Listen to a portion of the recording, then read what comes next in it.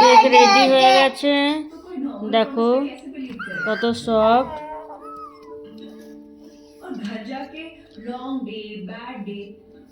এটা এখন কাটবো না, পরে কাটা হবে। ড্রাই ফ্রুট সব মজা এক বোতল এই এর মধ্যে আমি ভিজিয়ে রেখেছি।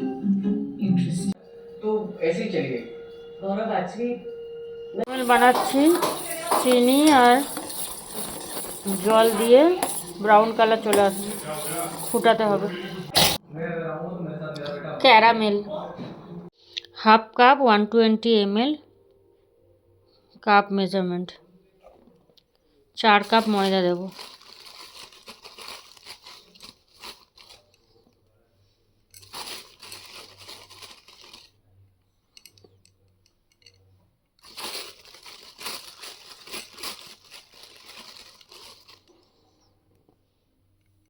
এক চামচ কোকো পাউডার দিয়েছি আর হাফ কাপের থেকে একটু কম মিল্ক পাউডার। মিক্স করে নিচ্ছি এটাকে। সাদা তেল এই হাফ কাপ মাপে 125 ml, 1 কাপ। 1 চামচ বাটার, এটা একটু মেল্ট করে দেবে গরমে। এবার ক্যারামেল বানিয়েছিলাম চিনি আর জলে গরম করে এরকম ব্রাউন কালার হলো, এটা মিক্স করে দেবো।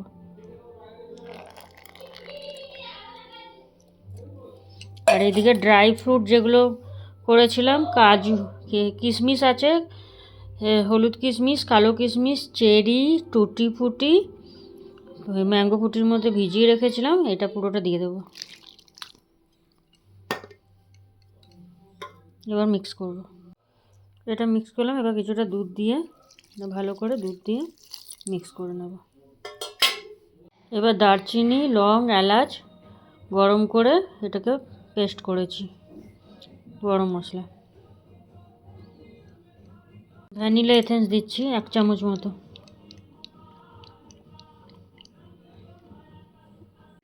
বেকিং সোডা হাফ চামচ, বেকিং পাউডার 1 চামচ, একটু ভিনেগার। এটাকে ভালো করে মিক্স করে নিচ্ছি ব্লেন্ডার দিয়ে। আমি চিনি দিইনি সেরকমভাবে, কারণ সুজির মধ্যেও মিষ্টি ছিল আর ক্যারামেলটা মিষ্টি ছিল, ওই জন্য একটু কম মিষ্টি দিয়েছি। ঠিক আছে, কেক টিনটা রেডি করছি। তেল দিয়ে দিচ্ছি, তেল দিয়ে পুরো করে ওপর থেকে ময়দা ছড়িয়ে দেবো।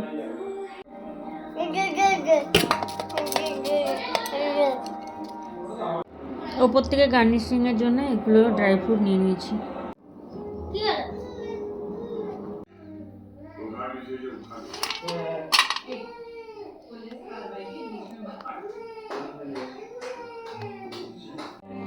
গার্নিশিং হয়ে গেছে, এবার ওভেনে ভরে দেবো।